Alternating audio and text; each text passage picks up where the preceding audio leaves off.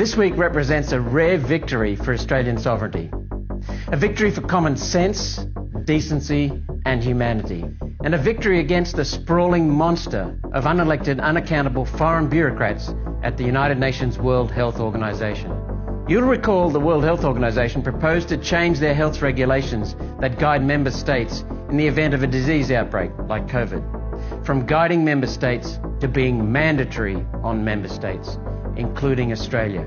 This would have represented a complete destruction of Australian sovereignty and a fundamental reimagining of the powers of the World Health Organization. Last December, the Liberal National Morrison-Joyce government voted in favour of these changes, yet many sensible countries voted against, and the proposal was lost. Undaunted, the United Nations World Health Organization tried again this year. After months of heavy criticism, one nation and those opposing these measures have had a huge win.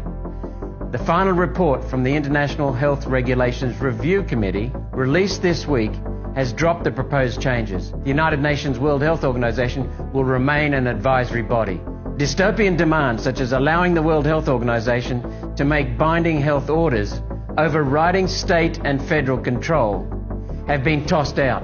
This includes the proposed powers that would have allowed the World Health Organization to control systems for proof of vaccination or vaccination status, quarantine procedures, citizen travel and mobility, forced vaccination, lockouts, lockdowns, mandatory detention, and other completely unacceptable infringements on people.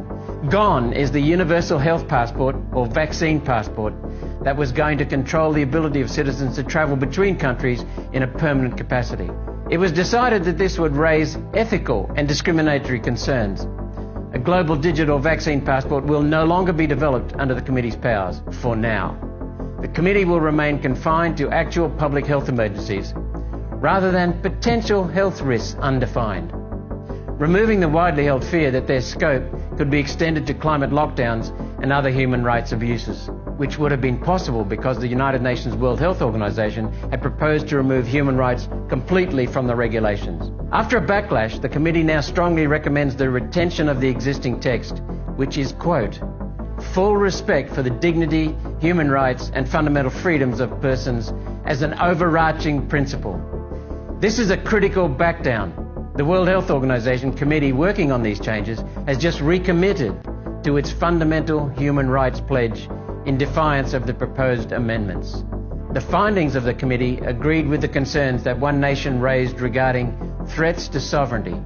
In their final report, the committee said it was, quote, concerned that the proposals may unduly impinge on the sovereignty of state parties and make recommendations binding instead of voluntary. In the end, the committee validated the fears raised on the international stage and within what's left of the free press. Fears I raised and for which I was called a conspiracy theorist. I was correct.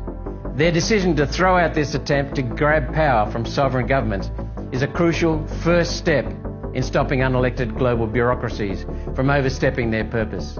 Pauline Hanson first raised the United Nations treasonous work in Parliament in 1996, 27 years ago. In my first Senate speech in 2016, I called for Australia to exit the United Nations, Auxexit. We've been so strongly outspoken against ceding Australian sovereignty to the unhinged United Nations World Economic Forum alliance that the World Economic Forum recently specifically called us out. We're getting under their skin. This fight is not over. All of the terrifying proposed powers that have been summarily rejected this week are duplicated in the proposed United Nations World Health Organization Pandemic Treaty. The Pandemic Treaty is a second attempt to turn World Health Organization into the World Health Police. The Pandemic Treaty is alive and well, sitting in the system, waiting for our so-called leaders to sign. If the Pandemic Treaty were to be approved, it would enforce all of the binding health powers that others in World Health Organization have just rejected. What a mess. The United Nations World Health Organization is too big, too bureaucratic, too removed from the people it's supposed to help. It's corrupt, incompetent, dishonest, and above all else, too close to the big pharmaceutical industry. The next step to protect Australia's health sovereignty is to make sure that the Pandemic Treaty is completely rejected and that the Prime Minister does not sign it. For concerned Australians who have written to their members of Parliament and who received a stock reply saying the treaty has to go through Parliament first, that's actually not true. The World Health Organization Pandemic Treaty includes a provision that it becomes binding on Australia the moment our World Health Organization representative signs it. No parliamentary oversight required. Well, screw that.